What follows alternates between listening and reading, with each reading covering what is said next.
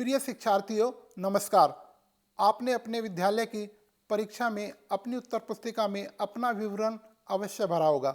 NIS की पिछली परीक्षाओं की उत्तर पुस्तिका में ऐसा देखा गया है कि अक्सर छात्र पुस्तिका में अपना विवरण भरते समय गलती कर देते हैं, जिसका नतीजा यह होता है कि जब आपकी परीक्षा का परिणाम आता है तो आपको उसमें अनुपस्थित दिखा दिया जाता है या फिर आपकी परीक्षा का परिणाम देरी से आता है। आपको उत्तर पुस्तिका में अपना विवरण भरने के लिए कुछ निर्देश आपकी उत्तर पुस्तिका में दिए जाते हैं, जिनकी सहायता से आप अपना विवरण अपने उत्तर पुस्तिका में भर सकते हैं। फिर भी आज हम आपको बताते और दिखाते हैं कि आप उत्तर पुस्तिका में अपना विवरण कैसे भरेंगे। एनआईएस की परीक्षा की उत्तर पुस्तिका को दो भागों में विभाजित किया गया है। आइए सबसे पहले हम भाग 1 को भरना शुरू करते हैं। पहले भाग में आपको सबसे पहले सब्जेक्ट या विषय का नाम भरना है। यदि आपकी परीक्षा का विषय राजनीति विज्ञान है तो विषय के आगे दिए गए रिक्त स्थान पर राजनीति विज्ञान भरेंगे। विषय लिखने के बाद आपको उस विषय का विषय कोड भरना है। इसे आप अपने हॉल टिकट या फिर प्रश्न पत्र से देख सकते हैं। राजनीति विज्ञान का विषय कोड 317 है, अतः आपको परीक्षा का कोड 317 लिखना है।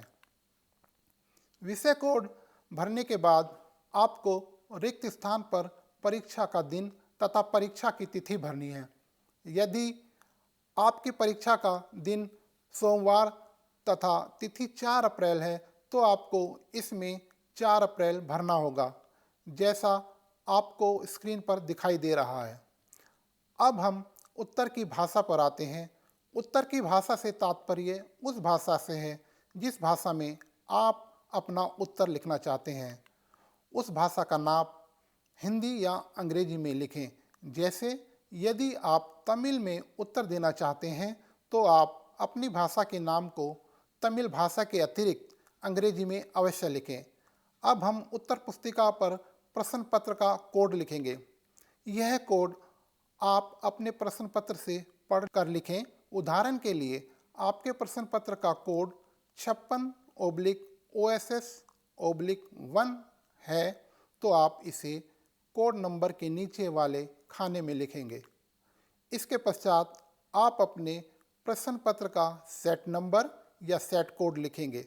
यह ए, बी या सी में से कोई एक हो सकता है। यदि आपका कोड बी है तो बी लिखेंगे। प्रश्न पत्र के कोड के पश्चात आपसे पूछा जाता है कि क्या आप किसी शारीरिक अक्षमता से ग्रसित हैं। यदि आप किसी शारीरिक अक्षमता से ग्रसित हैं तो आपको हाँ और यदि नहीं है तो नहीं लिखना है। यदि आपका उत्तर हाँ है तो आपको अपनी शारीरिक अक्षमता के सही विकल्प पर टिक का निशान लगाना है। उदाहरण के लिए यदि आप दृष्टिबाधित हैं तो आप बी पर टिक लगाएं। यदि आप शारीरिक रूप से अक्षम हैं तो आप एच पर टिक करें। इस प्रकार जो भी आपकी अक्षमता है उसके सही कोड पर टिक करें। यदि आप किसी अक्षमता से प्रभावित हैं तो तभी आपको सही विकल्प पर टिक करना है। यदि आप किसी भी अक्षमता से प्रभावित नहीं हैं तो आपको अक्षमता के प्रकार पर टिक करने की कोई आवश्यकता नहीं है। इसके पश्चात यदि आप दिव्यांग विद्यार्थी हो और आपने पुस्तिका पर उत्तर लिखने के लिए किसी राइटर की सहायता ली है तो आपको रिक्त स्थान में हाँ लिखना है और यदि नहीं ली है तो नहीं लिखना है। अब हम भाग 1 के आखिरी खाने को भरते हैं। यदि आप दृष्टिबाधित हैं और आपने किसी सॉफ्टवेयर का प्रयोग किया है तो आपको इस खाने में उस सॉफ्टवेयर का नाम लिखना है और यदि आप दृष्टिबाधित नहीं हैं तो आपको इसमें नोट एप्लीकेबल या लागू नहीं लिखना है। हमारा उत्तर पुस्तिका का भाग 1 यहीं पर समाप्त होता है। अब हम उत्तर पुस्तिका के दूसरे भाग को भरने का प्रयास करेंगे।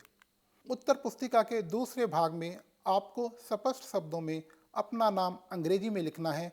आपको अंग्रेजी में कैपिटल लेटर्स का ही प्रयोग करना है।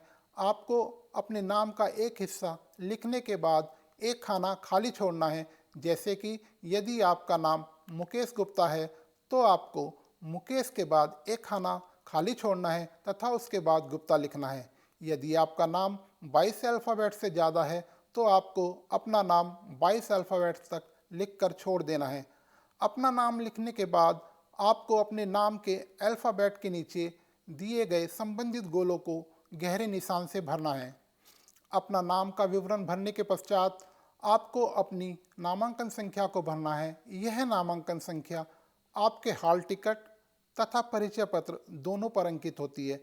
आपको यह बिल्कुल ठीक से भरनी है तथा भरने के बाद इसे चेक भी करना है। आपके नामांकन संख्या के नीचे गोलों में 0 से 9 अंक दिए गए हैं। आपको अपने नामांकन संख्या में प्रयोग की गई संख्याओं को गोलों में गहरे निशान से भरना है। उदाहरण के लिए, यदि आपकी नामांकन संख्या 270139212008 है तो आपको पहले गोले में 2, दूसरे में 7, तीसरे में 0, चौथे में 1 और इसी प्रकार आखिरी वाले गोले में 8 को गहरे निशान से भरना है। अब हम आपको परीक्षा केंद्र के कोड के बारे में बताते हैं। परीक्षा केंद्र का कोड आपके हॉल टिकट पर अंकित होता है। इसे आप अपने हॉल टिकट से देखकर अपनी उत्तर पुस्तिका पर भरें। यदि आपका परीक्षा कोड 035-120 है तो इसे आप खाने में एक एक अंक करके भरेंगे। जैसे 035-120 का पहला अंक 0 है तो आप पहले खाने में 0 भरेंगे और इसी प्रकार एक एक करके आप बचे हुए अंक भरेंगे। परीक्षा केंद्र का कोड भरने के साथ ही हम कोड के नीचे दिए गए गोले में संबंधित अंक को गहरे निशान से भरेंगे। अब हम सब्जेक्ट कोड के नीचे दिए गए रिक्त स्थान में सब्जेक्ट कोड भरेंगे। जैसा कि उत्तर पुस्तिका के प्रथम भाग में हमने विषय कोड 317 लिखा था, तो हम यहाँ सब्जेक्ट कोड में 317 भरेंगे तथा कोड के रिक्त स्थान के नीचे संबंधित गोलों में गहरा निशान भरेंगे। अंत में आपको अपनी उत्तर पुस्तिका के नीचे राइट हैंड साइड में बने बॉक्स में अपनी माता या पिताजी का नाम लिखना है तथा इसके बाद आपको अपने हस्ताक्षर करने हैं। अपने हस्ताक्षर आपको उसी तरह से करने हैं जैसे कि आपने अपने दाखिले का ऑनलाइन फॉर्म भरते समय किए थे। उत्तर पुस्तिका के पीछे आपकी सुविधा के लिए उत्तर पुस्तिका भरने का एक नमूना दिया गया है। आपको इसकी नकल नहीं करनी है, अपितु आपको इसको देखकर अपना विवरण भरना है, क्योंकि उत्तर पुस्तिका के पीछे लिखा विवरण काल्पनिक है। विवरण भरने के पश्चात आप अपने विवरण को इन्विजिलेटर से वेरीफाई करवाएं तथा उनसे अपनी उत्तर पुस्तिका पर हस्ताक्षर करवाएं। आज की इस वीडियो में हमने आपको अपनी उत्तर पुस्तिका में अपना विवरण भरने के बारे में बताया। हम आशा करते हैं कि आपको यह ठीक प्रकार से समझ में आ गया होगा। अब उत्तर पुस्तिका में अपना विवरण भरते समय आप गलती नहीं करेंगे। इसी के साथ अब हम इसे यहीं संपन्न करते हैं। धन्यवाद।